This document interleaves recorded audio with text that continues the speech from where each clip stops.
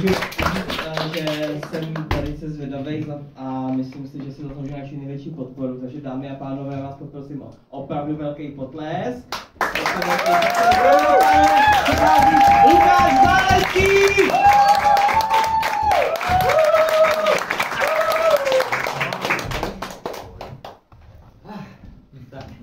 Dobrý večer, já jsem Lukáš, je mi 31 a nemám děti.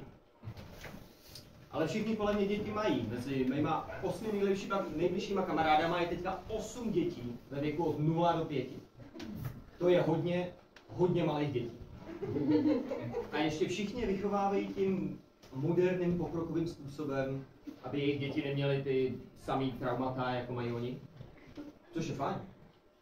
Ale teď nedávno mi kamarád říkal, že se děti nemají moc chválit. Že se jim nemá říkat, že si na ně pišne. Ne moc často. Protože to v nich potom vyvolává takovou tu permanentní potřebu pochval. Že se snaží zavděčit.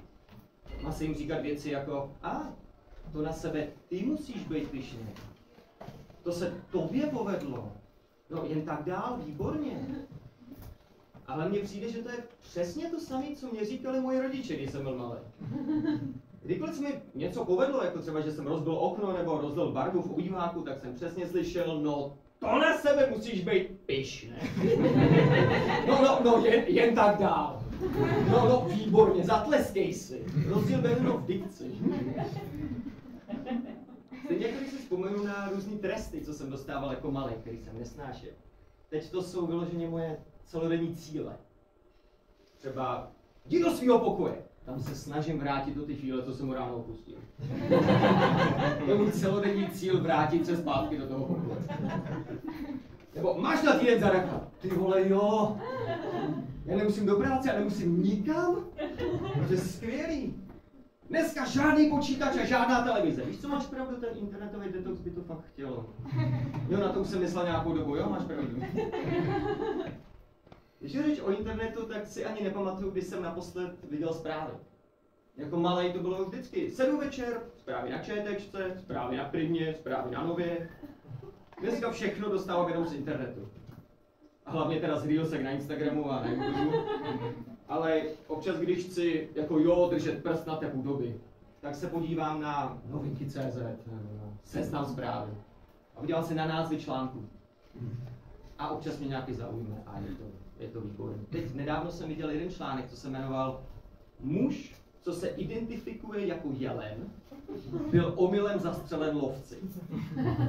Muž, který se identifikuje jako jelen, byl omylem zastřelen lovci. Jako je mi jasný, že to byla nehoda, lovci to bylo líto, ale já upřímně doufám, že ne.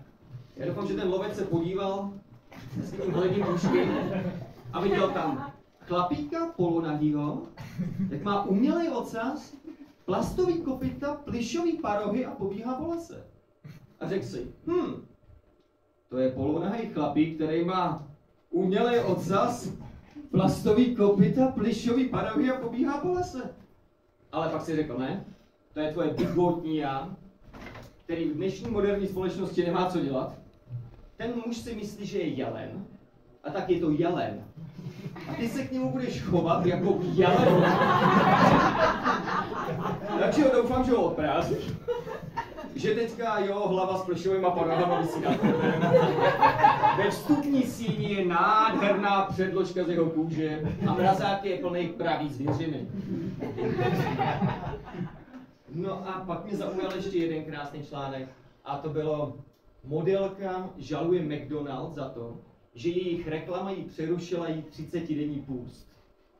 Modelka žaluje Mekáč za to, že ta reklama byla tak skvělá, že jí to přerušilo její půst.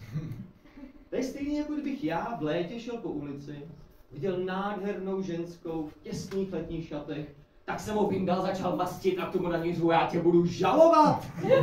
Já se tady snažím držet celý červenec bez masturbace a ty mi to zkazíš? Už to skoro bylo a teď skoro budu já? Víš, co udělám, až se udělám, já ti dám k soudu! Tak to je celý, děkuju vám moc a jsem ukázal,